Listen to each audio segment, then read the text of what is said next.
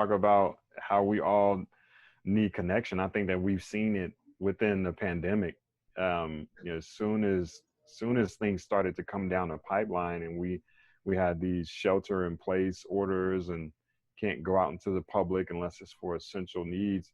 Now you're literally like, oh man, I'm stuck in the house. And some people may be stuck with their families. Some people may have their job, and some people may not have their job, unfortunately.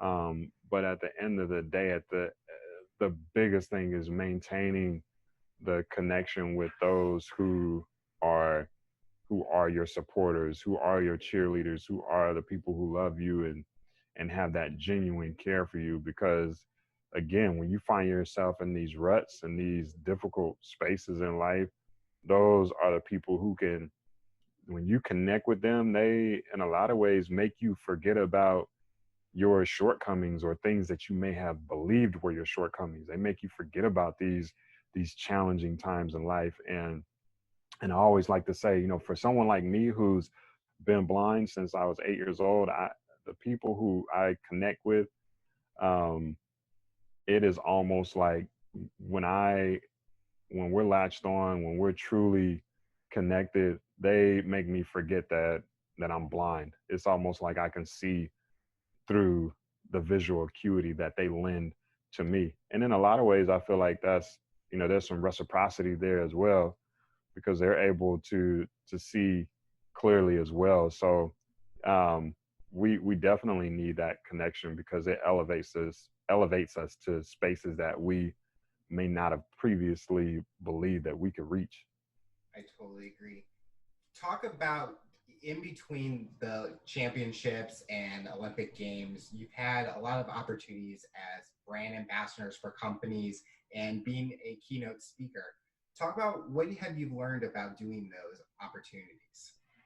The biggest thing I learned about those is that it's all about the people who you are. It's all about the audiences. It's all about the people who you are working with.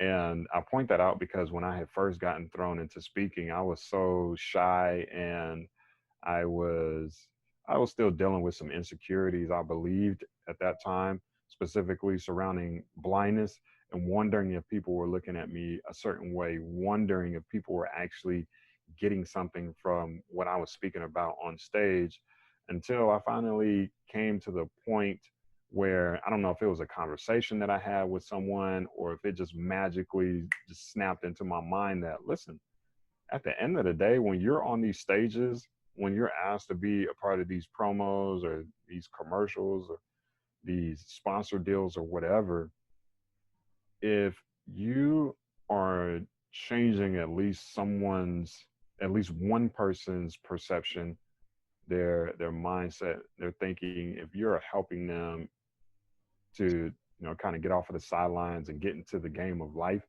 then your job is achieved.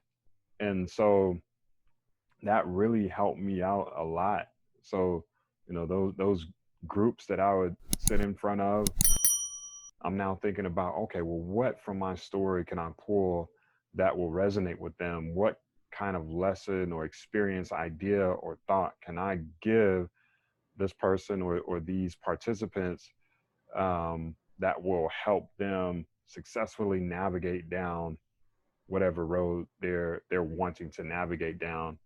And once that energy shifted, that thought process shifted, then it made the job not seem like a job. It's not a job in my head. It's a lot of fun to be able to connect with people, and I think it's huge, because I remember what it was like to be in that space, to be in that rut.